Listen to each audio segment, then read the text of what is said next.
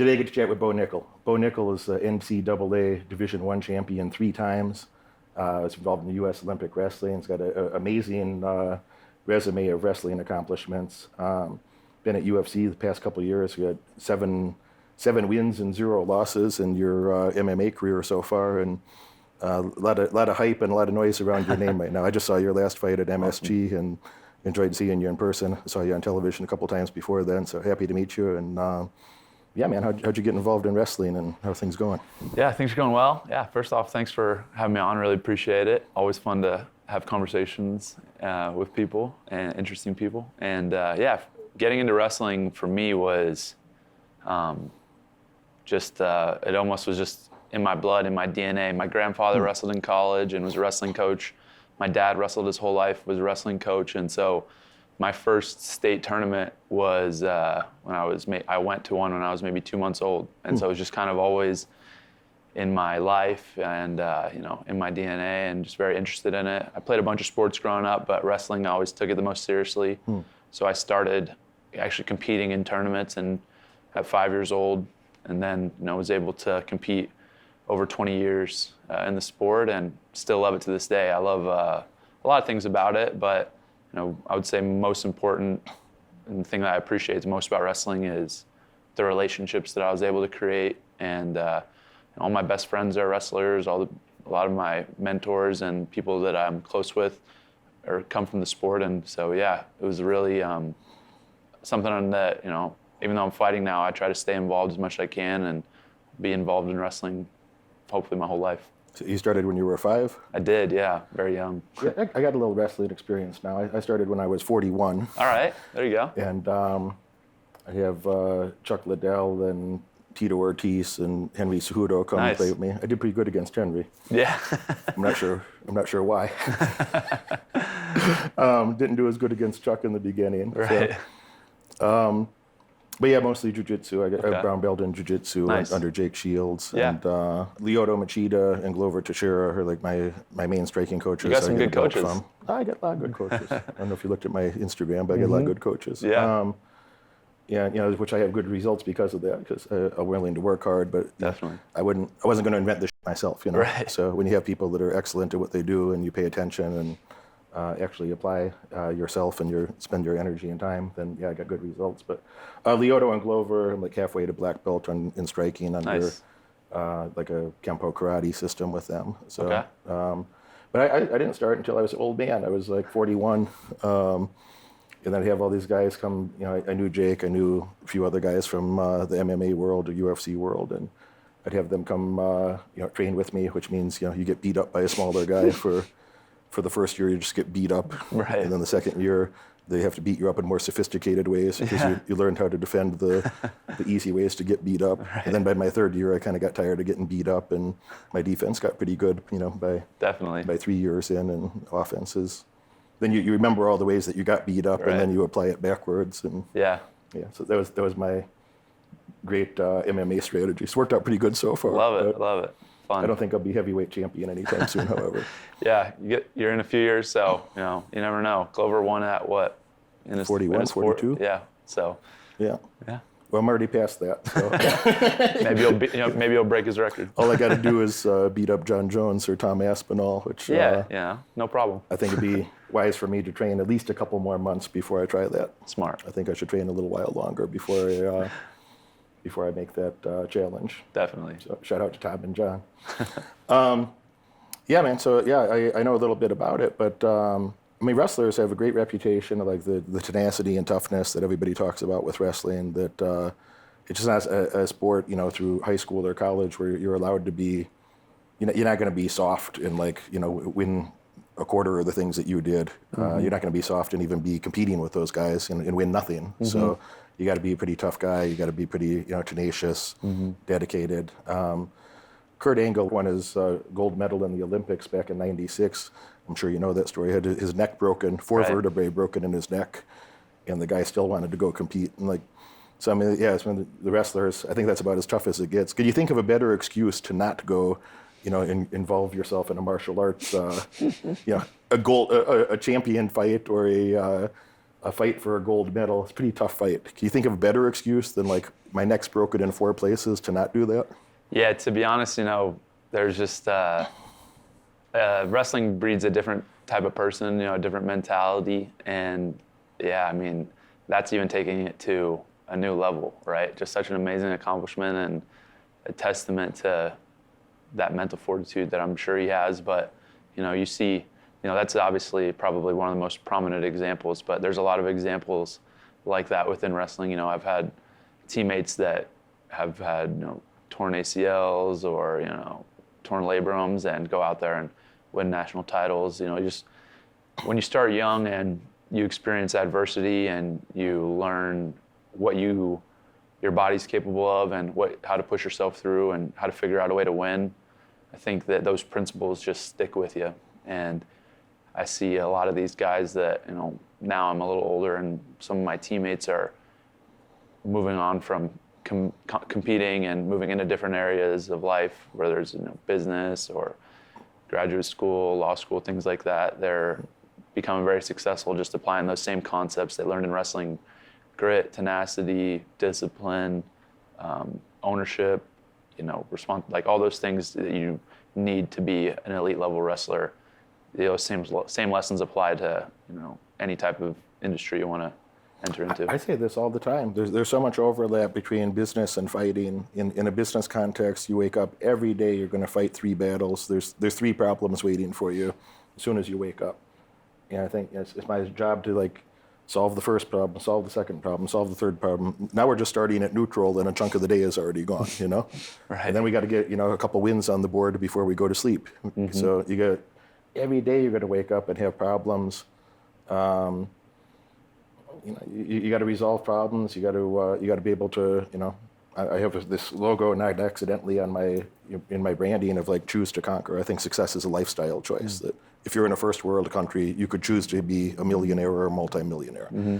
If you're in a first world country, you could choose to be, better than you are, more right. proficient than you are. Mm-hmm. But to do that, you're going to have to overcome your current obstacles. But again, making that choice or to have the discipline and commitment to something that I was chatting with Charles Oliveira earlier, and we were talking about this concept of people have a dream, but they don't want to do anything to achieve that dream, And right. I don't mean to be excessively crass, but the way I sincerely think about it is a dream is something like a child, like a baby has a dream, like a little child has a dream, and then maybe it wakes up from the dream a little startled and realizes it's pissed its pants or pissed in his diaper himself. And, now he's crying for his mommy to change his diaper, So mm-hmm. everybody can have a dream, but if you don't do anything, you're not going to make any more progress than that little fella. Yeah. I think a man or a productive woman, you have to have a goal. I think a goal is a lot more valuable than a dream. Mm-hmm. But a goal is something you have to wake up and do tough things every day to get closer to your goal, to overcome those little obstacles and obstructions. Absolutely, yeah. The similar lesson that I was taught coming through college was before you start up on whatever path you're going to start up on, you got to know what you want. That was something that my coaches at Penn State hammered into us is you got to know what you want and be very clear about it and very specific. Most people are kind of floating through life and a lot of things are just happening to them. And I think that if you, again, identify a goal and really know in your heart that that's what you want and sit down with yourself and reflect and look internally and make that decision, then you, of course, after that, you've got to take responsibility and ownership to make that happen. But I do believe that when you make that decision, that that's what you want, that the universe will conspire to push you towards that and make it happen. And I think most people, if they talk about a dream, they talk about something that is more of they don't really know they want that. It's kind of more of a floating idea in their head. It's not it's oh, well, I want to maybe one day open a restaurant or something like that. It's not no, I know what I want. I know exactly, the end before the beginning starts. That's a real problem. And I feel like if you don't identify it and you're not clear on it right away, it's really hard to move forward from there. I think that you have to damn near have a compulsion towards the thing. Mm-hmm. A joke I've been making, which is half a joke but also true, is like a beaver has to build his dam, He don't even know why. Right, you just He don't building even it. know why. He just knows he's supposed to go collect There's some running logs. water not happening anymore. Yes, I don't like that. no water. Yeah, right. No water gets past my stream. And he's got to go find some wood and go, plug up the thing and build his dam. Yeah. And I think if you want to be really great at something, there has to be a similar level of compulsion and a similar ability to laugh at yourself about it, to know that you're a little bit of a cartoon, that you're like, this is what I do. Right. This is what I'm going to do. And Right. I've had girls around me that like, I say, these are humorous things to entertain myself, but that also have a bit of truth. But, I'm going to go train, sometimes I'm in the training room 4 a.m. that I have coaches over every week. We'll train like 4 days a week. Then I'll go travel and make money and take care of my business on the weekend and go train and film a little bit during the week. So, Frank Muir, it's not uncommon we'd be together, 4 a.m. still in the training room. And sometimes I gotta go lift weights after that. Sometimes I'm going to sleep after that. And this is a hobby for me. It's not even something, that's not my career, that's a hobby. But anything I do, I want to do it seriously, because you don't get results if you don't do that. So I gotta take care of all my business responsibilities. I gotta take care of any good opportunities that come up, any things that came up, that all has to be handled. And then I can go lift weights and go deal with some MMA training. Right. And when I see people where they're like, well, if it's convenient, maybe I'd kind of sort of like to do something, versus that, no, I have to do all these things. I feel if I'm taking my hobbies more seriously than somebody's taking their goals, that I can't anticipate that they're going to have a very bright future or accomplish very many goals, Right. And then somebody that with, your level of accomplishment in wrestling, I would think there has to be, you kind of said it's in your DNA, but there has to be that compulsion. The beaver has to build his dam. And Bo Nickal is supposed to go do his wrestling. And do you feel, how do you think about that in your words? Yeah, I would say that I would think of it, there was a really good quote that I heard that was actually by Eleanor Roosevelt, and it was talking about the difference between passion and enthusiasm.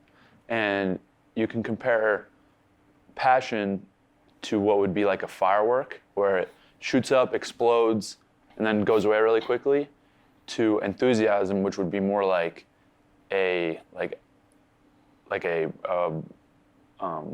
coals burning in like a wood fire, where it's that consistent, long-term, display, right? So I think of what I do, that I try to just approach it with a lot of enthusiasm, that, it's not excitement that's going to die out quickly. It's a long-term commitment and focus on my goals. And it's also, I think part of enthusiasm is being excited and enjoying what I'm doing, right? And it's funny, like if I go teach at a clinic, right? Most of the time when I'm teaching wrestling at clinics, it's kids from the age of 8 to 14 is like the majority of the audience. And they'll ask me questions at the end, and I kind of give a little talk, and I say, like, I'll be honest with you guys, wrestling's a really hard sport. If you don't love it, if you're not excited to go wrestle, and it doesn't mean you have to be excited every single day, but if you're not, when you think about it, you dread going to practice, you're 10 years old, quit, do something else, quit. Figure out what you like, what you have enthusiasm for. And I think that most people are just kind of going through whatever they're doing with very little enthusiasm, very little excitement. They're doing it for external reasons. They're not looking inward and trying to figure out what they are excited about. And so you have to do things that you're not excited about. But for me, when I look at my career, the things that I like the least, I still feel like they're purposeful and intentional. I'm not like a big weightlifter. Like I'm not like the guy that's gonna go crush 315 on the bench and gonna go squat 600 pounds. But lifting weights is really important because I want to be strong. I want to make sure that I'm physically capable of doing what I need to do. So I integrate that into my programming. And I'm going to come to every weightlifting session with enthusiasm because I know it's helping me get closer to my goal. Even though it's not the most fun thing for me. But overall, I don't see a lot of enthusiasm in people day to day. And the people that I see that with, I gravitate towards, and I really get excited about whatever it is they're doing. They could be a guy that mows lawns, and if they love it, they're enthusiastic about it. They can tell me all the little details and intricacies that goes into mowing the lawn in the best way possible. I love listening to that and hearing that, and that's what I feel for fighting. And I would hope more people could feel that. And if you don't, take a real long look inward and figure out what you have that, like what in life you can, apply that towards. It's really smart what you're saying, and I'll take a minute to unpack that and play with it a little bit with you. That I kind of have two different thoughts in my head. One of them's a bitter old man. I have my bitter old man personality. I'm always equally grumpy and cheery at all times. Yeah. I only have one mood. Right, yeah. It varies just a little bit. Yeah. But about my close friends say, well, Derek's always equally grumpy and cheery at all times. So my grumpy brain says, well, most people, by definition, 50% of people are going to be below average at anything. Right.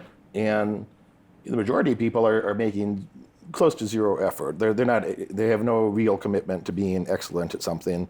If they can make it to the 80 percentile at something, they're probably like, I'm doing okay. I'm making above average money. I'm doing okay. Things are good. Things are fine.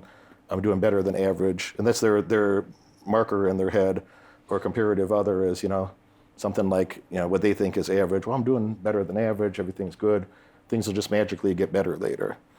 And, then there's other people that are more, optimizing mindset, which are, I'm just getting to know you, but I suspect that you have to be that type of person. You wouldn't do what you've been able to do if, it'd be extraordinarily if you just had that much natural talent, and now you start to get serious, and right. You'll be the best fighter that ever lived in history or something, But I'm sure you've been more of an optimizer of like, all right, how do we do this with excellence? How do we do this with precision? How do you be the best version of yourself you can be at the things that you apply yourself to? Mm-hmm. I think there's a lot of people out there that they have that potential, but potential is the most overrated shit in the world. So everybody out there is saying, oh, that young man's got so much potential, so much potential. They're saying that about you right now. And you're living up to it. You're doing the things, and so this is not a shot at you in any way at all. But the thing is this, you're still, what, you're 27 or so? 28. 28 now? Yeah. Well, something happens on your 30th birthday. That's the last moment that anybody ever talks about your potential again. So on a man's 30th birthday, you don't hear a lot of guys in their 30s or 40s, nobody's saying about them, oh, that 45-year-old business dork, he's got so much potential. Nobody says that. They say that when you're a child. They might say that through your 20s. Right around your 30th birthday, you'll never hear those words again, is that the world's going to judge you and like, what have you accomplished so far, with a strong bias towards what have you accomplished recently. And that's just how the world is in every endeavor. So, I'd encourage you out there, and I speak in a little bit of a jarring way because I'd like to wake a couple people up to, hey, you probably could do a lot more. But don't wait till you're 40 or 50 to try to do that. When somebody comes to me, they're 50 years old, say, I'm going to be an entrepreneur, Derek. So, oh, what kind of entrepreneurial stuff you been doing so far in life? I said, nothing. I had a corporate job. I did this. I did that.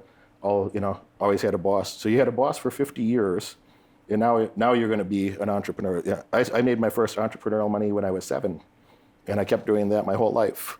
So I don't really believe the guy who's 50. It'd be like if I came to you and I say, hey, I'm going to be a wrestling champion, or I'm going to be, hey, I'm 45. Actually, that's more realistic. It'd be like if I came to you when I was 41 and I was 300 pounds. I was fat as hell. I was 30% body fat. It'd be as if I came to you at that time and said, Bo, I'm going to be a great wrestler. I'm going to be a great fighter. And you got a 300-pound guy who never really trained seriously before. It'd be very hard to believe that. You'd be like, right. Statistically, that's not true. Yeah. So I have a weird business and a weird life where I kind of like to help people in business to do the things, to be the kind of coach or mentor that I wish I had when I was in their place. But I don't try to convince anybody to show up for their own success. That I can help the people that want to help themselves. Yep. And I encourage them and say, hey, wake the up while you still can and make an effort to help yourself. But a person who doesn't want to do that, go be average, I guess. Right. If you're okay with $50,000, $60,000 household income and an average woman and an average everything, average children. If you're okay with that, I guess. Right. But you could do a lot more. Yeah. I guess it's interesting to think about because everybody has choices to make. Everybody has, in my mind, a path that they're on. And as you kind of mentioned, it's really hard when you've been on a path for a long time to now change it takes real effort and it takes intention to change the trajectory of that path. And I think the further along you are, the more that it will take.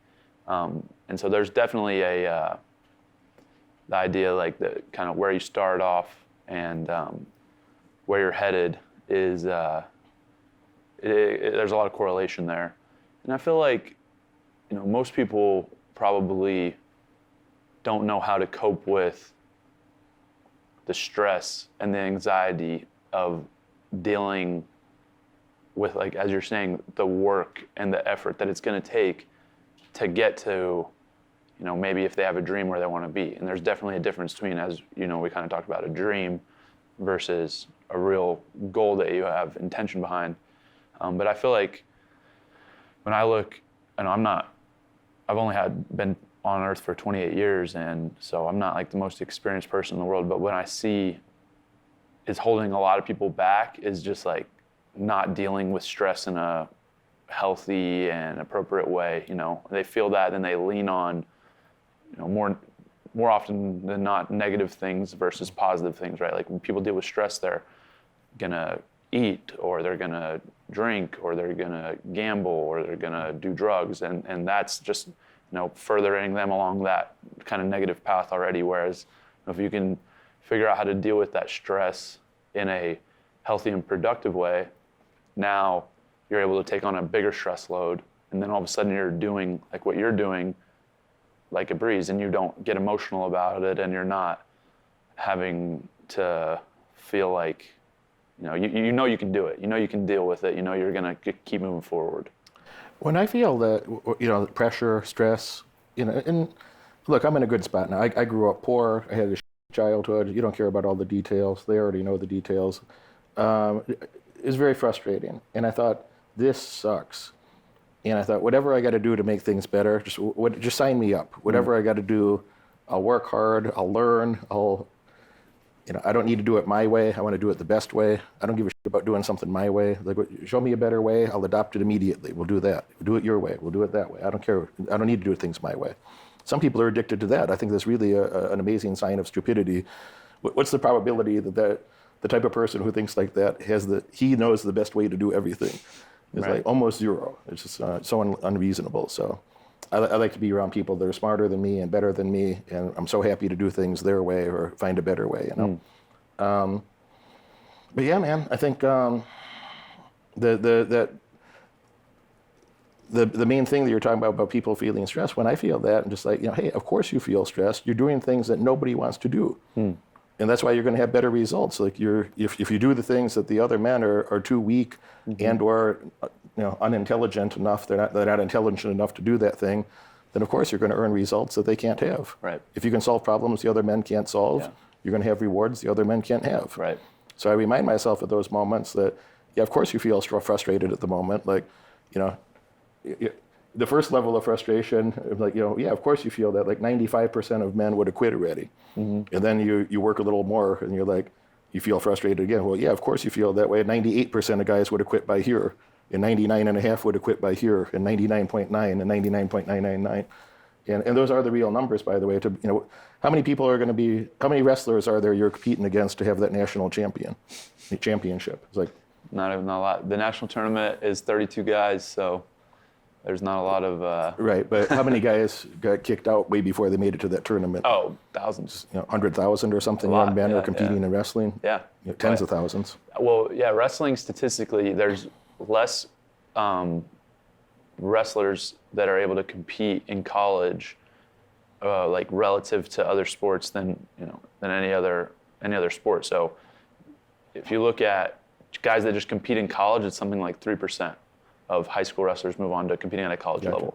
If you look at a Division I level, we're talking 1%. And then if you look at the NCAA tournament, it's 32 guys out of thousands that are at that tournament. And then you have, at the end, you win 5 matches, you're the champ. So yeah, it's like you said. There's 100,000 plus young men that started off and didn't make it to that tournament. A lot, however. yeah.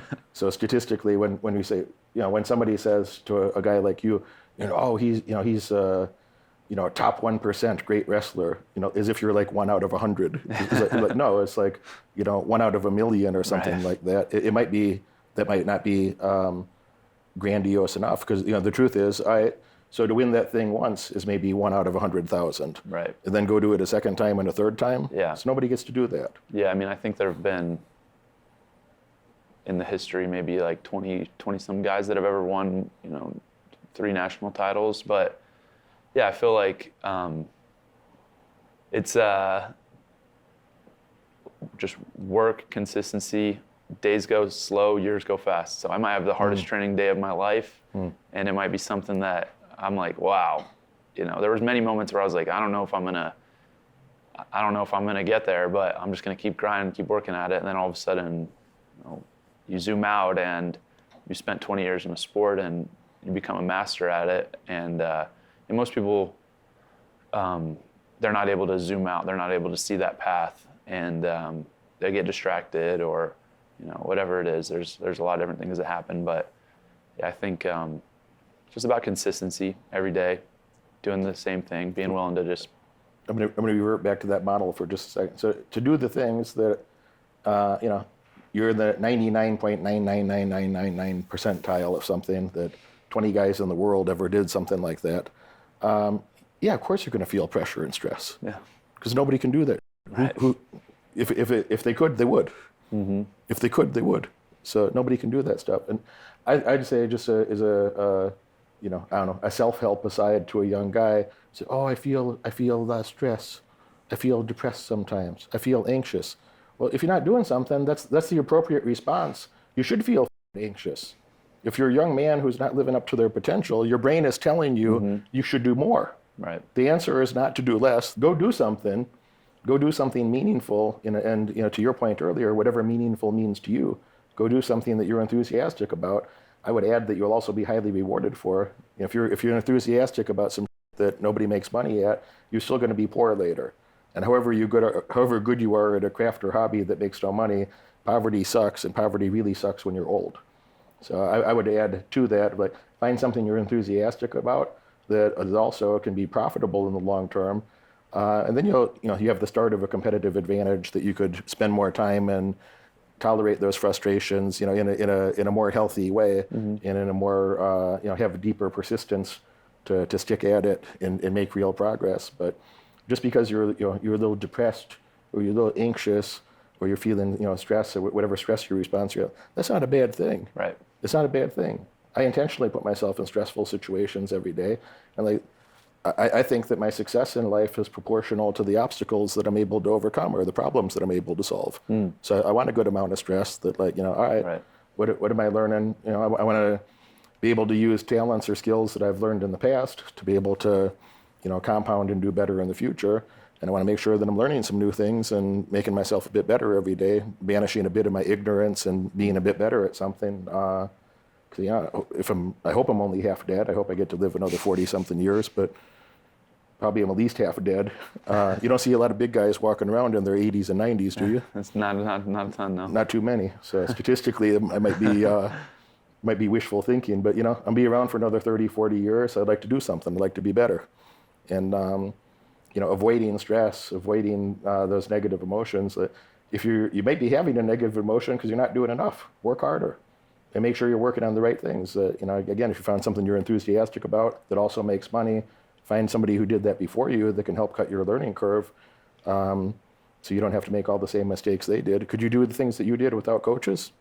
How important were your coaches? Massive, You didn't just invent wrestling yourself. You learned it from somebody else. For sure, yeah. As I mentioned, my first coached me from 5 to 18 was my dad.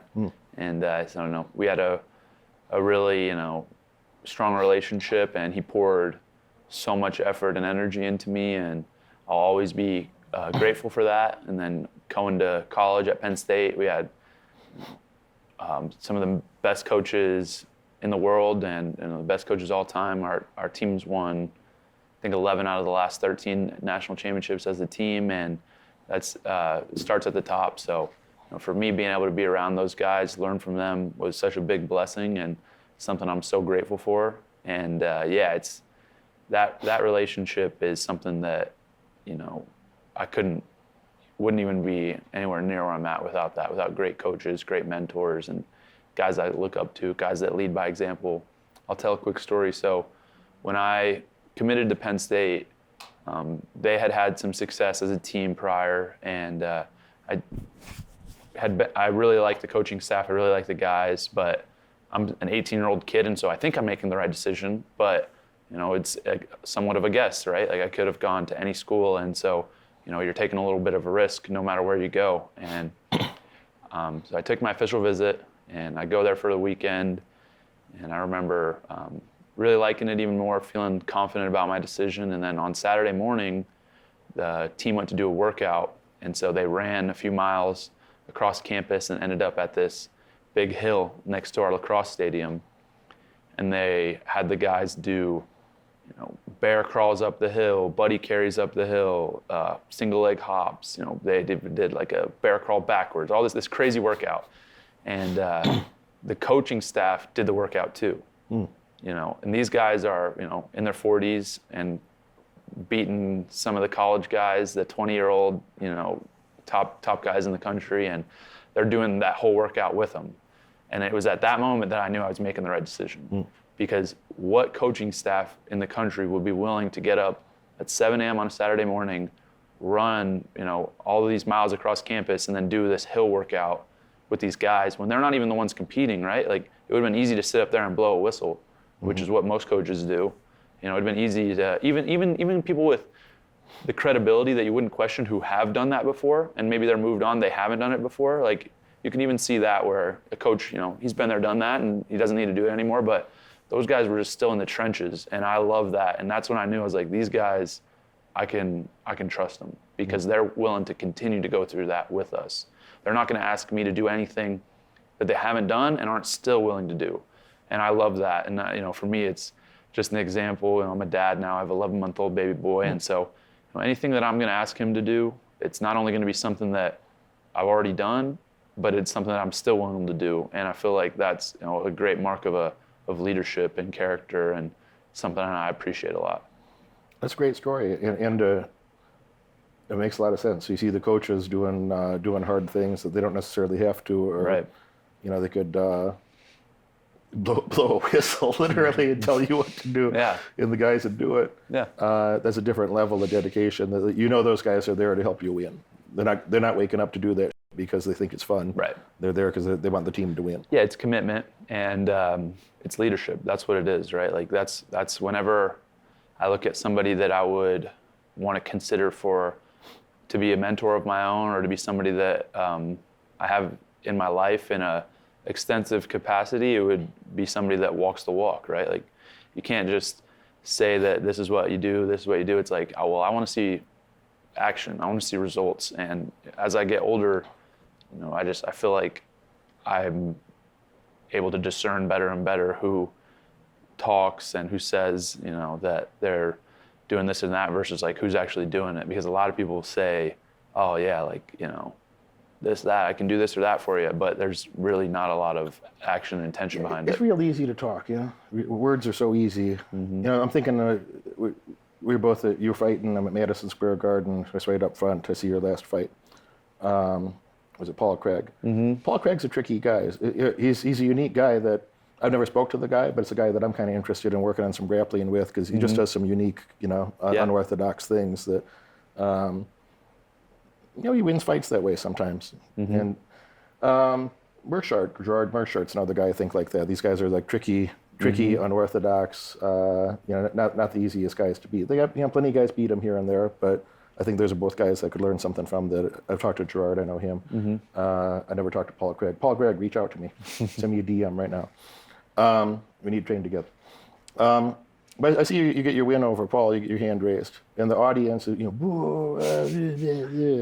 Like, I always think when I hear that booing in the audience, like, if you think it's easy, why don't you go in there and try it?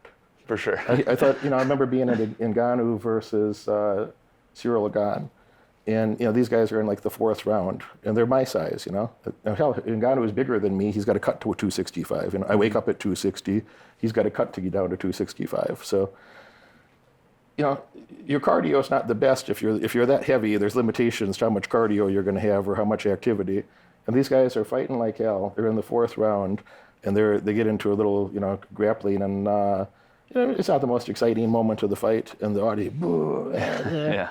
I told the guy behind me to shut the f up. Mostly because I just didn't want to hear him. But I think like that. they're in there exhausted. He could go there fresh right now. Yeah. And he couldn't last 1 minute against either of those guys fresh. Yeah. Well, they're already in the fourth round and exhausted. So I think it's real easy to be, sit in the chair or sit on your couch at home and be a critic of something. If you think it's easy, go do the thing. Right.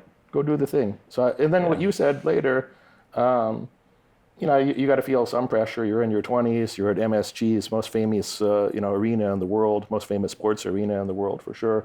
And you got I forget who was doing the interview afterwards, but they're asking you about, what do you think about the audience? And I thought you handled that so well. Oh. I thought it was very intelligent. I thought you. it was sincere too. It's like, hey man, I'm still learning and doing some. This guy's got 30 fights, or I'm paraphrasing, but you're like, hey, this guy's got 30 fights, and this is my 7th fight. Right. And I'm undefeated, and I learned some stuff from it, and I got my hand raised, and here we are. For sure, and for me, it's all about development, improving, getting better. Of course, I want to go out there and win and dominate the fight, and if I can get it finished, then that'd be incredible. But, the reality is I got another guy standing across from me that wants to win also. And so for me, I look at my performance, look at it based on my effort, which my effort was phenomenal. I went in there, I dominated the fight. I never really got hit with anything significant. I beat a 30-fight pro veteran 30-27 on every judge's scorecard. And so if the fans have a little problem with it, this or that, that's fine, no worries. When I'm retired and I've defended my belt 10 times and I'll go down as one of the greatest fighters ever, that I don't think anybody's going to really bring up a decision win over Paul Craig. So my focus is improve, get better, keep winning. And if people are always going to have a problem with that. People are always going to have a problem with seeing other people doing well, just because the mindset for most people is a scarcity mindset. It's if I can't do it, you shouldn't be able to do it either. And It hurts your feelings. it just doesn't. Yeah, and I don't feel that way. I don't surround myself with people like that, but the vast majority of people are like that. And I think that there's also an aspect of MMA that's entertainment. They want to see blood. They want to see this or that, but they don't see a fighter as a real human being. Like I'm a person just like you and everyone else. I have a family. This is just my career, and I don't think that's in their minds in those moments. Every interaction I've had with people like this, that we've been able to talk, or I see somebody in the street, 100% positive. I've never one time had a negative interaction with somebody face to face that has come up to me and said hello. Never once. But of course, in the mob, in the crowd, that people are gonna act a certain way. So for me, I just try my best to kind of just ignore that negativity, stay on the path that I'm on because I believe in it. And the people that are around me that have criticism for me, I'll listen to that and trust that. But the people that haven't been there and that don't know me at all, then I don't really care. I always think that the number one thing a hater hates is himself. I think that's really true. You never get hated on by people that are doing better than you. Right. Yeah, it's absolutely accurate. I haven't had that experience. I never had Elon Musk send me a DM and say, you poor bastard. I never heard Elon. He never sent me that DM. Warren Buffett never took the time to send me a message and tell me what a bum I am. They're focused on their goals. Yeah. I never got hated on by anybody doing better than me. Yeah, for sure. There's people out there that haven't done a damn thing in their life, and they're very opinionated about you or me or whoever else they're paying attention to. That if you don't like me, stop watching my channel. Yeah, for sure. If you don't like me, don't watch. Don't worry about it. If it hurts your feelings, I make a lot of money some days. I lose a lot of money some days too. I'm not even cocky about it. There's times I post on the internet. I made $2 million, $2.5 million in a day in the stock market. There's other. A couple of weeks ago, I lost $1.3 million in a day. I'll post that too, because that's reality. And the people that are the dummies, they so, well, you don't even have $1.3 million to lose. Right. And it didn't change my mood, by the way. And I still went and trained, did everything else I was supposed to do that day. And the people that understand finance are like, that's what it looks like. Like, that's real. Right. On any random day, Warren Buffett's up, he's got $150 billion personally. And, if he has a 2% move in the stock market, he's up or down $3 billion. A random 2% move, that happens all the time. Right. Happens many days of the year. Right. So he's up $3 billion, down $3 billion. He don't even know what that is anymore, But he did the right things for an awful long time, and now he's in that position. So don't be mad about it. If you think it's easy, just go do it yourself. Do it yourself. Don't be mad. I know a ton of people at your gym. I train. You're down at ATT still, yeah? Yep. Yeah, so Andre is a good friend Yeah. that Andre's trained with me many times. Okay. Mike Brown's been to my place, trained Yeah. with me. Kayla Harrison's done events with me and done different things. Joanna, Julie Dos Santos, Junior Dos Santos has been over and trained with me. I'm sure there's more than I'm missing. I'm sorry if I'm forgetting about you. Poirier and I done a few things together. Do you know Alexei Olenek? He's not there all the time anymore. Yeah, I know he this is. guy? You know, he's been in the gym when I've been in there as well. So Go yeah. move around with Alexei. Yeah, He's very unique. He's got the special, a modified the special Ezekiel choke you're thinking Ezekiel, about? yeah. Yeah, from his back, got a lot of subs with that. So No, interesting. he's taught me that like very well and was impressed that I it's a good actually one. remembered it. but- Unique. Yeah. It is. Yeah, nobody knows. Even when the people that watch it, even pro fighters watch what he's doing and they don't understand the actual nuances of what he's doing. For But sure. I've used that, not to get too nuanced here, but I've used that where I like a katagatami choke, the arm triangle Yeah. choke, and I get that very well. And the guys I trained with, then they're very alert to that, to defend that. And then sometimes then I'll change that over. I'll abandon that and go to Olenek's Play them choke. off each other. Yeah. And that's been a good transition for me. But Yeah. if I see you do that in your next fight, All right. when Joe Rogan's asking you, I want you to give a shout out to Derek Moneyberg and Alexei Olenek. No problem. Yeah, I can do it. Yeah, I mean, I learned a lot of things from the guys down at your gym, and I mean, I know a lot of the coaches at other gyms too. Henry Hoof's been a good friend and coach. Greg Jackson's coming over again next month. I know a lot of them, but and respect them. But yeah, Mike Brown's been great. A lot of people at the gym, very talented, and taking the time to show me things and teach me things. And yeah, tough crew of people down there. Yeah, I'm really grateful to be a part of ATT. In my mind, I was finishing school and I was kind of trying to decide what I wanted to do for my training situation and moving into MMA. And when I went down and visited American Top Team, I met with Dan Lambert and then, of course, Mike and all the other coaches there. And I felt like it was the best fit for me, and it was the gym that reminded me the most of what I was used to at Penn State, because there's amazing systems and just the really detailed, oriented setup of the way we train. And so I wanted to find somewhere similar to that. Fortunately, Dan was interested in partnering up with me. So we built an American Top Team gym about 15 minutes from Penn State campus. So I trained there. Then I bounced down to Florida every camp. This last camp I did maybe 6 or 7 weeks there in preparation for my fight. But it's really just, something that's been built for a long time, since the 90s. And a lot of people put a lot of effort into the gym, and now they have a great system and very organized. You don't see that a lot in MMA, but the organization is really impressive. And I feel like, working with Mike, being able to train with some of the best guys in the world, day in, day out, iron sharpens iron, right? So for me, that's the biggest benefit, is getting the best coaches and the best training partners in the world. And that's what I did in college wrestling, and it helped me get as successful as I was. And I just take those same concepts and apply them to MMA now. So I'm just trying to surround myself with elite people. My first time visiting ATT down in Florida, so I'm supposed to go train with Alexei Olenek in like one of the little side rooms, the private rooms, And I go tap on the door. The door is locked. I've never been there before. I don't know exactly what to expect, but the door is locked. The front desk staff come open the door, and they're kind of trying to feel out, like, who is this guy? Yeah. Are we supposed to let him in? Are we supposed to get him the hell out of here? What do we do with, this is not a gym that's open to the public. It's a private professional gym. And I said, yeah, I'm supposed to train with Alexei Olenek. He's expecting me here. And they're like, he already left. And I'm like, I doubt that. Like, are you sure? And they're like, no, I think he left. And then one of them goes, looks like, no, his vehicle's in the parking lot. And and I said, hey, I don't know who's here right now, but if Joanna or Mike Brown or Andre or it's like, because they're still like, is this guy? Yeah. Is he supposed to be here? Are we supposed to kick him out? Yeah. I'm like, any of those people are here, like, ask them. They know who I am. Yeah. And everything's cool. And then finally, Alexei showed up like 3 minutes later. But it was, an awkward moment where they're like, I think this guy seems confident, like he's supposed to be here, but. Yeah, they keep it locked down, which is nice. It's nice for the pros. Most gyms, you see a lot of the professionals mixing in with the people that are doing it for fitness and fun on a daily basis, and it's like it can become a little difficult, a little distracting, but it's nice.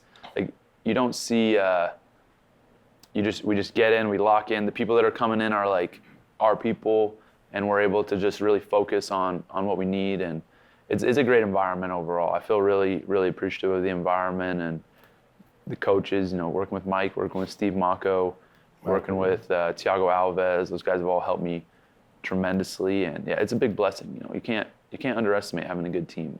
Sure. I don't want to put you on the spot on camera, but everybody says, I've met Steve, and we never trained together, but I've met Steve, we've hung out before. Yeah. And I want to go train with him when I go to Florida for sure. I'm going to go train with him. Yeah. But everybody says, amazing wrestler, amazing coach. Oh yeah, man, Steve's the man. He's the best. Obviously, super accomplished wrestler, was able to do really well in the sport, and now, he's running all the wrestling for American Top Team down there, and he's a guy that I respect a ton for his accomplishments, but also just getting to know him over the years. He's a great person. You would never guess, but like literally the most soft-spoken, nicest guy I've met, and such a great wealth of knowledge in a lot of interesting, cool areas within. I would say his style fits really well with like a wrestling, grappling MMA style. It's like some wrestling styles, they don't really translate to MMA super well, but his is one that it's like very easy to translate. And his son Michael is actually a really tough wrestler. He was under 17 world champion this past year, and hoping he's a guy I get to work with when I'm down in Florida, but hoping to get him up at Penn State when he makes his college decision. But great environment, great guy. It's just again, back to being grateful. There's a lot of gratitude for mentors. My first trip there, Alexi takes me into so from the main entrance, you walk off to the right and down a hallway a bit, and then on the right again, there's a 300 square foot training room with mats on the walls and the floor. And he says, we never met before. Andre Orlovsky introduced us. He says, okay, you get very broken English. He said, okay, my master know 300 ways to choke a man. I know 85. What you want, learn. And I thought that'd be an amazing video clip to have. I don't have it. I wish, and I don't even, a reenactment's not as fun. I wish I had the original video clip of the first trip there and this character. And I'd only been training a few months, and he's like this big, 260, 270 pound, big, strong Russian man, and it was a surreal moment a little bit. Just like, what you want to learn? I know a lot of chokes. I can choke you 85 ways. What you want to learn? That's awesome. awesome. Kyle Sermonera? Do you know Kyle is? I know who he is. Yeah, Okay. I mean he's He and Steve are friends. Long Island guy, right? Mm-hmm. Yeah. So trained with Weidman a lot and stuff. We've never been able to train together, but yeah, I mean definitely would like to train with him at some point in the He's future. helped me a lot. So his wife is Caitlin Chukagian. Right. She's at UFC. She just fought maybe not that long ago. Or am I thinking it's maybe No, not? it's a while ago. Her last while fight, ago. I think, was with Macy Barber. Right. Okay. But yeah, Caitlin's great and Kyle's great, and they come stay with me, and we trained. They were over 3 weeks ago. They come over a few times a year, and I learned a lot of stuff from Kyle. Kyle's good jiu-jitsu. He's trained with Gordon Ryan a lot, and Gordon was over recently training with me too. I learned a lot of things from Gordon. But yeah, then he's got his purple belt under Gordon, which means a black belt anywhere else. And he's an amazing wrestler. Right. Yeah. So I learned a lot of good grappling things from Kyle. Definitely.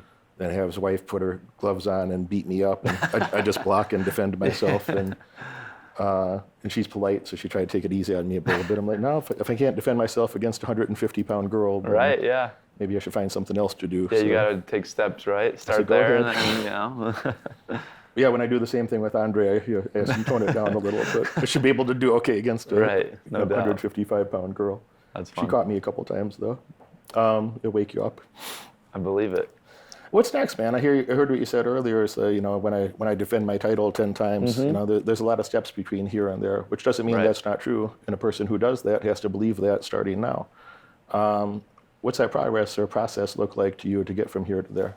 Yeah, for me, day to day, it's just getting better. Development, improvement on all my skills, improving my mindset, just learning the game of MMA, and taking things one step at a time. I think it's really important to just create amazing, consistent fundamentals in all aspects of martial arts. So, I have those in wrestling, worked on them forever. I still work on the fundamentals.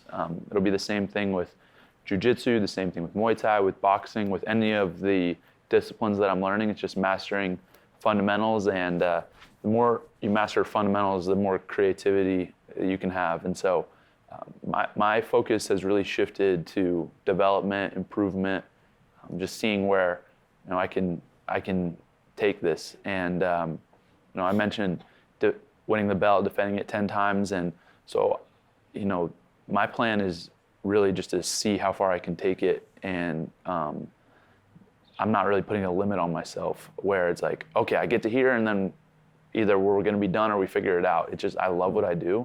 I'm very excited about it every day. Get to wake up and train. It's a dream come true.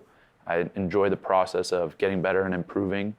And I would say, feasibly within the next year or so, I would love to get 3 fights in 2025 and continue to just climb closer to the rankings. If I can get a ranked fight by the end of next year, that'd be great. Because historically what you see is once you get in the rankings, it's only 2, maybe 3 more before the title shot comes. And so for me, it's I've been training professionally competing professionally a little over 2 years. I've been training about 3 years in total. And so I think that my trajectory, my development, been making a lot of big gains coming quickly. The first few years, I'm just really figuring out kind of how to even do it, like how to even fight. Yeah. And now it's, especially after this last fight, getting 15 minutes of cage time, I feel like my confidence is really soaring. And with wrestling, like I look back at my college career to compare it, and the first 3 years I was really just figuring out college wrestling. And yeah, I had a lot of success, but the last couple of years of my career were where I really widened the gap between myself and the next best guy. And so that's what I'm looking to do. Keep improving, get better. It's never a finished product. We're always in beta. We're always, improving, getting better. And that's my mindset. I think that's great, and really humble to say, while you're learning while you're in the mix of it, So Always. You're in college, you win your NCAA title, Division I, which I should clarify that. And you're like, well doing so, you say, well, I'm still learning and figuring it out. Mm-hmm. And that's the truth of any damn thing is that, Warren Buffett's still figuring out some things about the stock market. Mm-hmm. And that's just the truth. Something I heard from him that, made me feel a little better when I was a younger guy. And I was in my 30s when he said this, but he was 84 or something like that. He was in his 80s, and he said, I think I understand about 2% of what there is to understand about business. And he was saying that like in a sincere way that right. He thinks, Which is, if you look at it, 2% is a lot. If you look at business, right? Like everything that encompasses it. That's a guy that, had $100 billion at that right. time and $150 billion now. And, that a lot of people, anybody in business, has respect for Warren Buffett, that you don't have to agree with everything that he thinks or says, but you have to respect, who he is and what he did.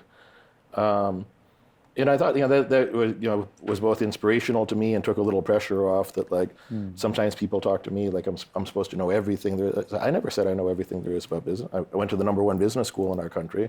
I made real money in business. I made, tens of millions of dollars in entrepreneurship. I made over $10 million in real estate. I made tens of millions of dollars, plural again, in the stock market. That doesn't mean I know everything there is to know about business. And I think, similar to fighting, you don't have to know everything. I'm not going to be involved in every little trend and every little something, whatever the hot thing is. I don't give a shit about what the hot thing is. And you mentioned fundamentals earlier, and I tend to think a lot more like that too. Than like, well, why don't I try to figure out at a deep level and have some sense of mastery of that's been working really good for a few hundred years or a few thousand years, and then we can work on some, fancy, trendy something later on if it makes sense to. Right. And I think both in business and in fighting, you might see this correlation yourself that like, it's like there's 1,000 things you have to protect yourself from or defend yourself from. Like, don't mess up here, don't get caught there, don't do this, don't do that, don't get overextended, don't get exhausted, don't do But if you do that well and you make it hard to get hurt, hard to get caught, hurt, damaged in any way, if there's 3 or 5 things that you do pretty damn well offensively, you can win that way. And you can do the same thing in business. That I don't have to be good at 100 things offensively in business. If there's like 5 things that I do well, great. Right. I got to make sure that I don't make bad mistakes, and I got to make sure that when I see an opportunity, I understand the nuances of it with enough depth that when it's time to be very aggressive, I can be very aggressive confidently and not miss those big opportunities that are statistically favorable to me. Right. Yeah, I think taking the mindset and approach of just always being a student and always feeling like there's room for improvement. When you feel like the product's over, it's like you're dead, because in whatever industry you're in, you're just going to get passed up. Fighting, you see it all the time where people just aren't developing anymore, and now they're just going to get passed up. The fighters of 10 years ago are not going to be competitive in today's scenario, and the fighters of 10 years from now are going to not even be comparable to the fighters of today. They're just industry, and there's always improvement going on. So if you're not improving, you're done. And I feel like that's been just the part of the process that I enjoy the most is seeing those developments, improvements, and getting better. And also the struggle of maybe not feeling the results that I want right away, but knowing that I'm on the right path and just keep pushing through till I get there, right? And again, I said this earlier, but like days go slow, years go fast. So there's like a lot of days where I might go into training and get my butt whooped and feel like, wow, that was not good. And then, all of a sudden you zoom out and things kind of are working out. Things are starting to come together because I just stayed to the game plan, stayed focused on improving the fundamentals and, commitment and committing to my path and not getting, as you mentioned, too far outside, right? Like, I'm a wrestler. I wrestled for 20 years. When I go into fighting, I'm going to use my wrestling. I'm not going to all of a sudden try to be a karate fighter or whatever it is. Like, I might use those techniques and use what is available to me, but what I've mastered is gonna stay with me, right? Like the fundamentals in business that you were able to learn in school, a lot of those I'm sure stay with you with whatever decisions that you're making and whatever industry it's in. You mentioned a lot of different industries as well. So I feel like, people think there's a magic solution to finding success, and it's really not magic. It's the same stuff day in, day out, and you can apply those concepts to whatever it is that you're doing. How important are those boring details that you didn't use that language, but you're right on the cusp of that idea. How important are the little details that maybe that you had the discipline to continue to work through and other people might not have? The attention to detail is one of the most important things that I notice in a specific scenario. It's taking people from maybe 95, 6th, 7th percentile to like 99th percentile. Because a lot of people can get to the 95th percentile just on, grind and some talent. It's like you grind, you have some talent, you're gonna get really far. But what I see that separates people from that 95th percentile to that 99th percentile and that 100th percentile is attention to detail. And for me, a lot of that comes because my career is almost in a fast forward pace, right? Like, the guys that I'm fighting have been fighting for 15 years and I've been fighting for 3. It's even more important. And I find that, I have to do not only the training, not only the intentional, efficient training sessions, but I have to do the recovery work. I have to do the film study. I have to do the strength training. I have to, do work on my mind. I have to do work on my spirit.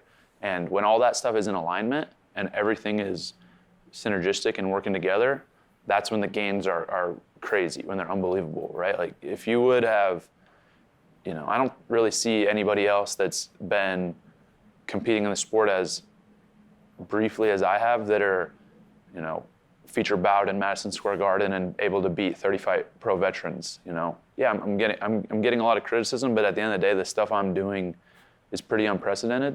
And I would just love to see the statistics of looking back at professional MMA fighters or professional combat athletes in any industry and show me who's done what I've done.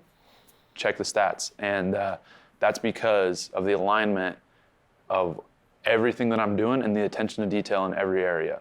Not just show up and train hard for 2 hours. It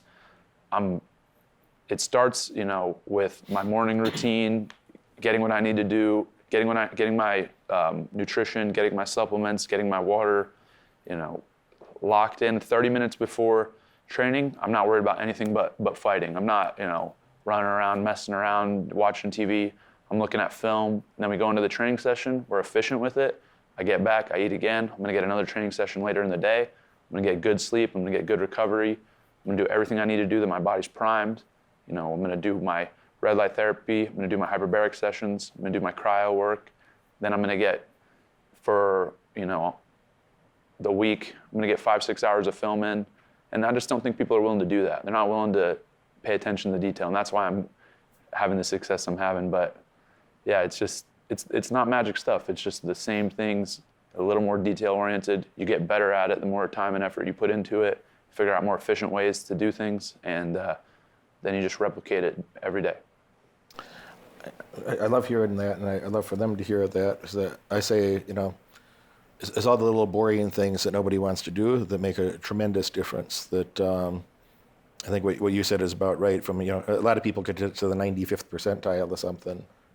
That's only 1 out of 20. Could you be better than 19 out of 20 people? I hope so. Mm-hmm. If you focused on something and they weren't, or even if they were focused on something and you were competing in a space, could you get to the 95th percentile? I hope so.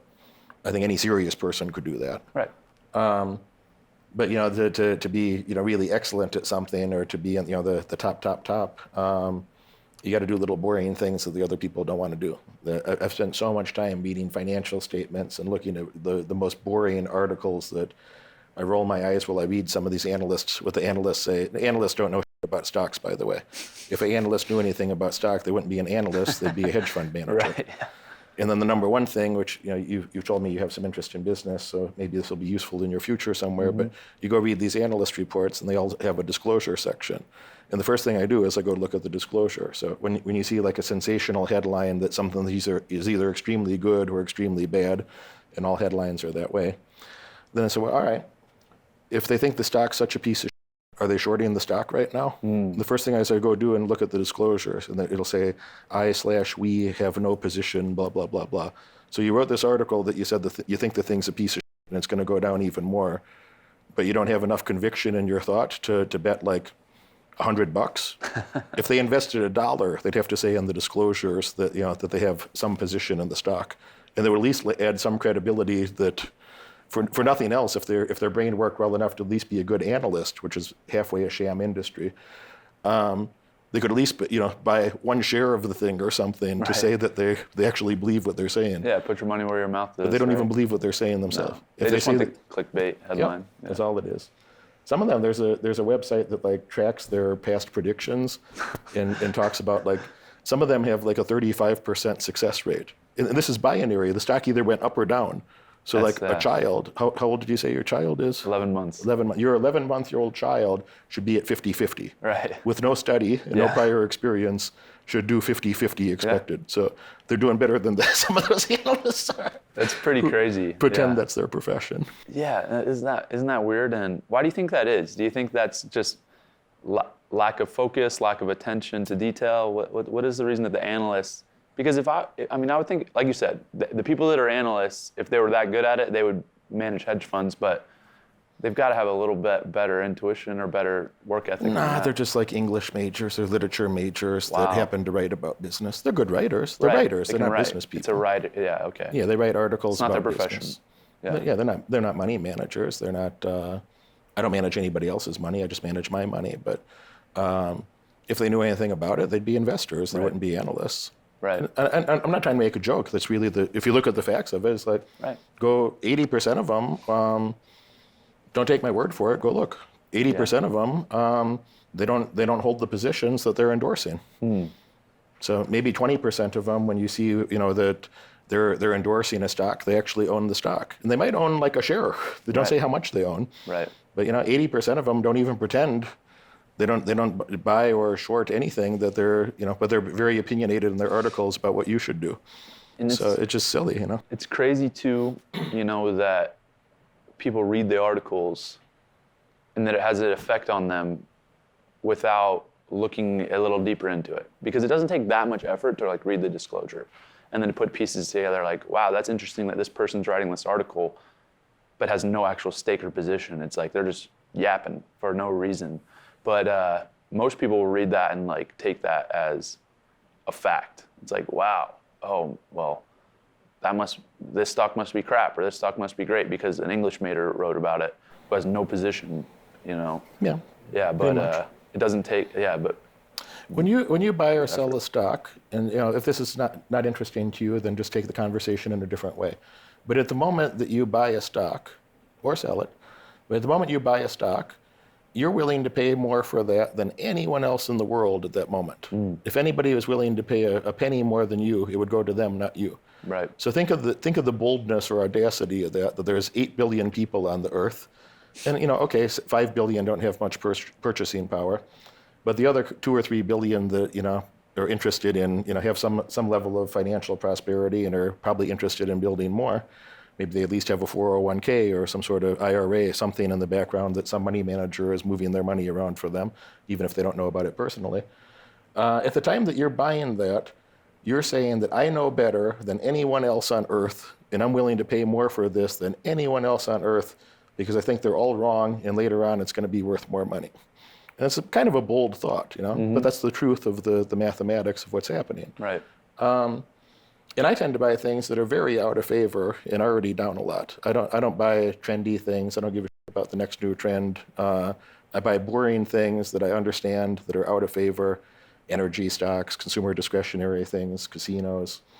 I've done very well with that. I made about $100 million doing very boring things that the analysts say I can't do, and the people on television say that this industry is dead, it's terrible.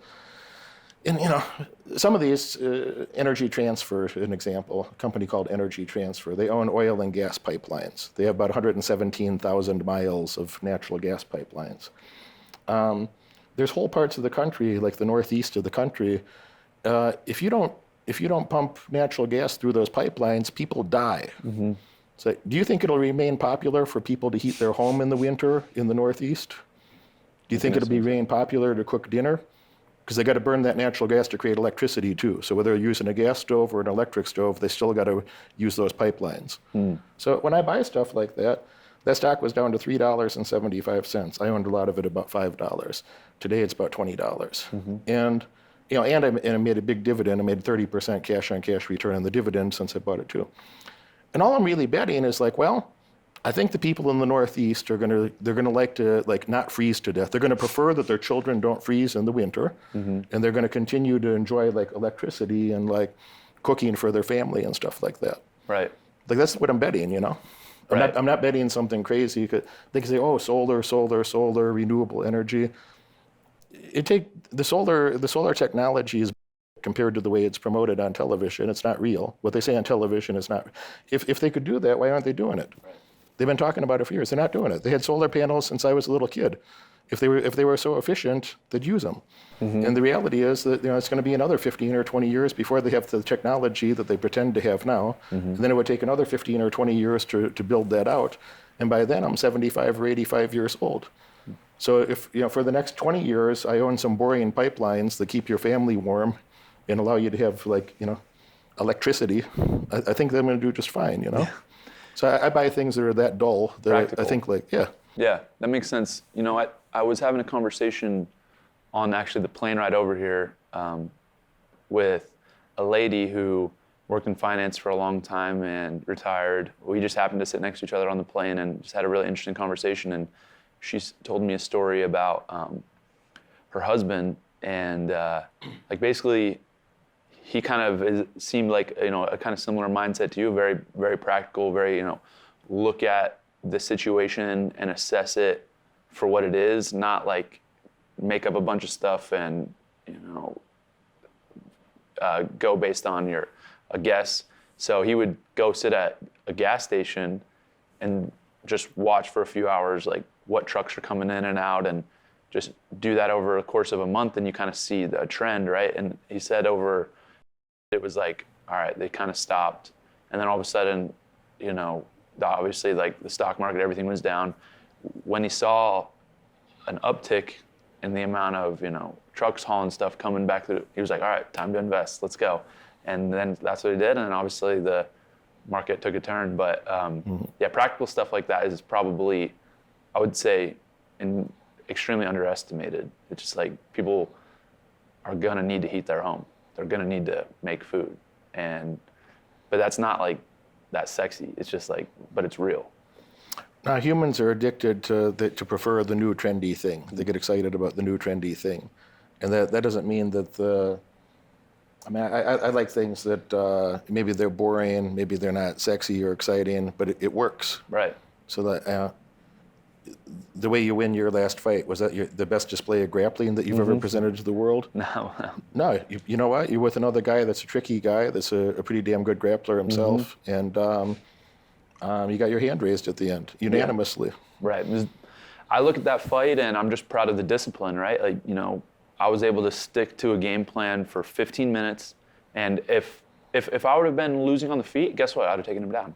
But I wasn't. I was winning the striking exchanges, so why put myself in a bad position where now I'm in his wheelhouse? I'm giving him a chance to beat me, because realistically, we're on the feet for 15 minutes. He's not winning. His only chance is to catch me in a triangle or an armbar. So yeah, why put myself in that position? You know, very just practical, disciplined fight. And I believe that when we look forward at the guys that I'm going to be fighting, I need to be able to win those type of fights. You know, I need to be able to have a guy who, you know, I think that personally I'll probably be able to take down anybody that I compete against. But what happens when it's a little more difficult or it's a little too much energy? I need to be able to have multiple ways to win, and I need to be practical, not just, you know, the flash and the excitement. So yeah, I look back on that performance with a lot of positives, and you know, really I thought what you said was smart in the post-fight interview. I thought what you said is smart, and I think other intelligent people see that and they're saying, yeah, he's right. And you know, somebody that wants to be a critic. How much do critics get paid, by the way? You know a lot of wealthy critics. I don't personally, no. Either. I don't. I don't either. So, you know, two humorous things, and maybe we'll wrap up. But I think about critics, like how much would I pay for that person's opinion? You know, how much would I pay them as a consultant if I wanted to hire them? What would I pay for them to share their opinion with me? Like, oh, nothing. Right. Literally nothing, zero. So if they gave me their opinion for free, should I now assign a new value to that? That like, that's great. no, it just makes no sense. It's I just love still that. have a zero value. Yeah, I love that. That applies so much with within, you know, sports. I find I don't read a lot of comments and things like that, but you know, I do a podcast as well, and I try to kind of keep up with what's going on, and I see people saying, because my assessment with my fight, I said I dominated, I did great, I wouldn't change it, and they're like, well, he needs to take criticism, or I had a problem with the way that Daniel Cormier kind of had his commentary on my fight after, because I felt like it was off base, and so people are like, he needs to take constructive criticism, blah, blah, blah, this, that. It's like, trust me, when Mike Brown tells me I need to do something different and criticize me, there's a lot of weight, and I'm gonna do it.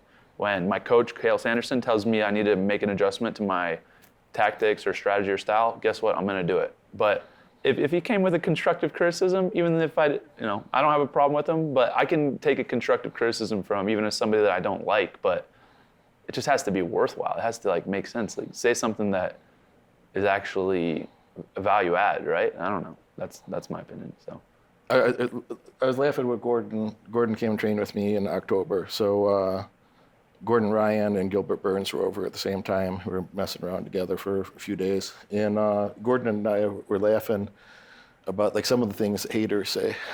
And I posted something on the internet. I don't even remember the dollar amount, but maybe I made $1 million or something like that. We took a screenshot. It was on my Instagram.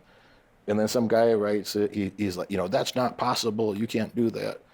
And I think of like Warren Buffett again. I think like on any random day, Buffett's up 2-3 billion, down 2-3 billion. On a dramatic day, he might be down 20 billion. But I can't be up $1 million or down $1 million. And like, really?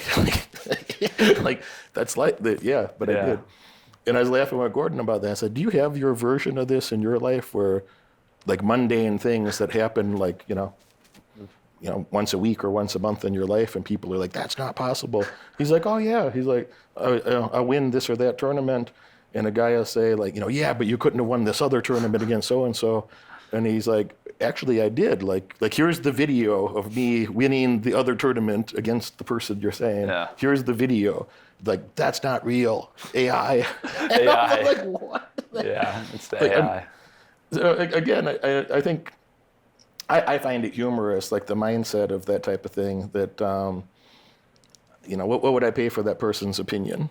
Like, Right. what would I if I hired them Yeah. as my coach? Like, what expertise do they have that I would value? That I'd be, I'd look for that guy to like, hey man, please share your wisdom and knowledge with me, and Right. how could I compensate you that you'd be willing to do that? Like, I would pay them nothing. Right. So what is it worth? So when they want to give it to me for free, it should still be worth nothing. Right. Yeah. Personally, I've never ever one time commented like something weird like that under another person's post, and or even if I see somebody doing something in training like that I don't agree with, it's just like, why would I take my time to tell them something like that? But yeah, I mean, there's something to that where people, it gives them I think a little bit of some type of feeling, some dopamine or something, where they're like, yeah, I told him so. But long term, at the end of the day, it's not people that are content and happy. And the same feel good person, about if you saw themselves. you in real life, he'd kiss your ass and Yeah. ask you for a photo. Like I said, every interaction I've had with a person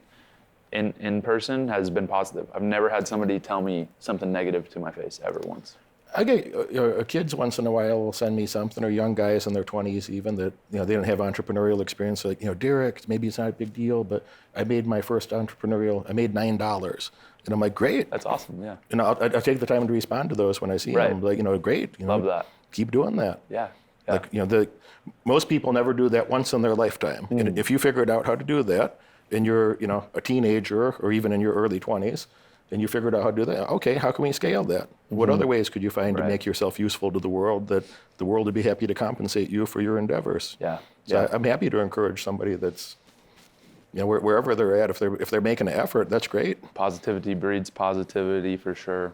Yeah, it's always exciting to see that, and I think that hopefully the trend of interaction and content is more of that, right, and less of trying to bring each other down, because at the end of the day, there's a lot of success to be had out there, and there's enough for everybody that wants a piece of it. So no reason to try to bring people down. It just, there's no value there. I did interviews with, 300-ish champions of various sports and all sorts of things, volleyball, Olympic volleyball, and a lot of fighters, obviously, and all kinds of things, football players, so on. And I always ask any champion that's here, I always ask them, that you ever see somebody with, a fancy Super Bowl ring or an Olympic medal hanging from their neck, or one of those big shiny belts like the UFC guys get? You ever see anybody with a fancy trophy like that didn't have a great coach or mentor or somebody to help them in the background? They just did everything by themselves? Personally, no. No, I've never seen that. I never did either. Nobody else seems to have. Yeah, it's a difficult road without relationships and without people that you care about, who care about you and you trust. And there's really no substitute for that. Yeah, so I'd encourage you watching that if you're serious about your success, if you want to do something and be somebody in the future, maybe you're doing well already. And those are my favorite people. They're already doing good, but they want to do even better. Take that seriously. Winners don't have time to be critics. I highly doubt after any of your accomplishments you went home and, man, I can't wait to go hate on some random people on the internet right now. I doubt if Michael Jordan was winning all those championships in the time of social media. If he's winning them today, I highly doubt he'd win his 5th or 6th championship and be like, man, can't wait to go hate on some random kids on the internet. No. So winners don't have time for that, man. Like, don't be a hater. Don't be negatively impacted by somebody else's success. I think Bo makes a great point. There's a lot of winning. There's a lot of success out there to go around. And if you make a a more serious, contribution to your goals, you'll be more capable to help other people with their goals in the future. And if you can help other people accomplish their goals, they're happy to compensate you for that. If you can make their life easier to alleviate some pain and pressure and, add something positive in its place, people are happy to pay you for that. So the better you could make yourself, the more talented and sophisticated that you can make yourself, and to accomplish high-level goals, to help other people accomplish their goals as well. You're going to be well respected. You're going to be well compensated. You're going to have a much better life, and pays a lot more than being a critic or an analyst or a hater.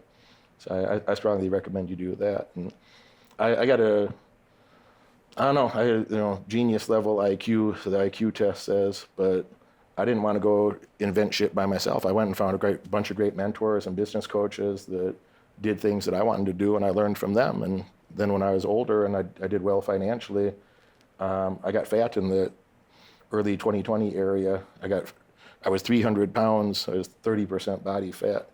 Not because I was so lazy. They closed my gyms. I was so focused on money, like the beaver with his dam, because it's a big opportunity that I'd been well trained for 15 years before then.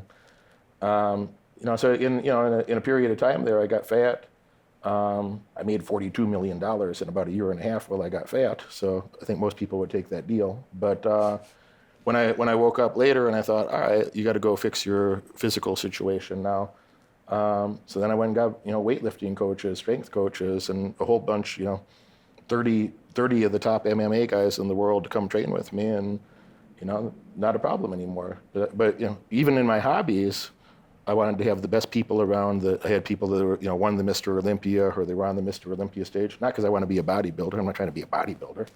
But those guys know about strength and building muscle and how to transform your body. So they helped me transform my body some. I learned from so many great fighters and guys I have so much respect for, that I wasn't going to figure that shit out by myself if somebody didn't show me.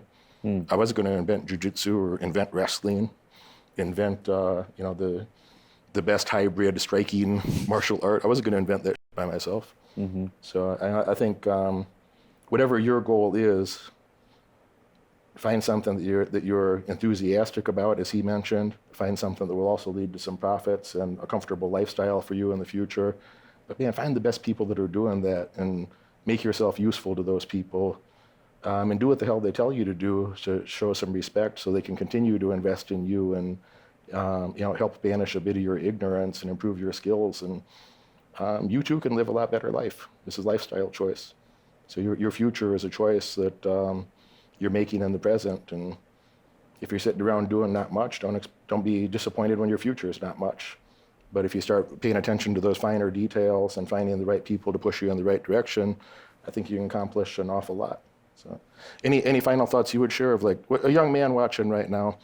And there's women that are, I have women clients too, but most of my audience is men. Somebody out there, male, female, something else, whatever they might be, who's serious about being successful, what would you tell them to point them in the right direction? Yeah. I would say that everything we talked about, a lot of important things, a lot of, interesting things, but something that's helped me, I would say, more than anything, is just to create a foundation of gratitude and practice gratitude every day, no matter what. No matter whether I'm happy with my situation, whether I want things in my situation, my life to change, always take time out of your day to find something that you're grateful for. And it really affects your mentality, your mood, when you look at the world as a place of abundance and you look at it from a perspective of gratitude versus a perspective of feeling like, you got the short end of the stick. So no matter whether it's something that's a really big deal, family, friendships, finances, or something that's a really small deal, it could be just hitting a green light on your way to work. It's just being able to be grateful for things in your life. That's something that I would encourage everybody to create an active practice of gratitude every day. Hey man, thank you for coming through today. Absolutely. I appreciate you. Respect. Thank you so much. See you again. You watch this video all the way through, and that tells me you're dedicated to learning more and earning far above average outcomes in your life. Congratulations for that. But now it's time to take action. If you could have earned those results by yourself, you would have done it already. My head coach has opened up a few spots on his high-demand calendar for an in-person, one-on-one strategy session to help you. On this call, we'll give you the pragmatic advice that you can implement tonight to get laser-focused on the right metrics and leave mediocrity far behind in your past. Click that link right now in the description below and apply for your call immediately. Do it now.